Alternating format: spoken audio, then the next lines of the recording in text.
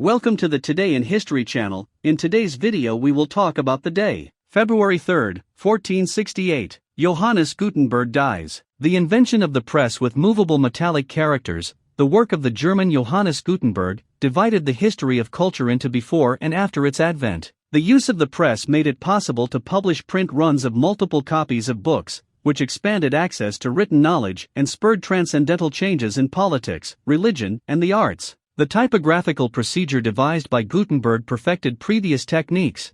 It substituted wood for metal, making foundry molds that reproduced regular metallic types, with which the composition of texts was carried out. His press model was used almost unchanged until the beginning of the 20th century. During his childhood in Mainz, Gutenberg had contact with goldsmiths and coin engravers, whose engraving techniques, metal casting, and die making he would apply in the development of typography, perfecting the metal punch and the casting mold. After working for several years in Strasbourg in the development of a first type for printing, he returned to Mainz, and there he associated with Johannes Fust, who would finance the manufacture of the first printing press with moving characters in history. They disrupted society due to strong disagreements, and Fust appropriated the invention, the workshop, and the printing press. The first modern book was a 42-line Bible, in the Latin version of the scriptures made by São Geronimo, from which a first edition of 120 copies was made, on paper and parchment.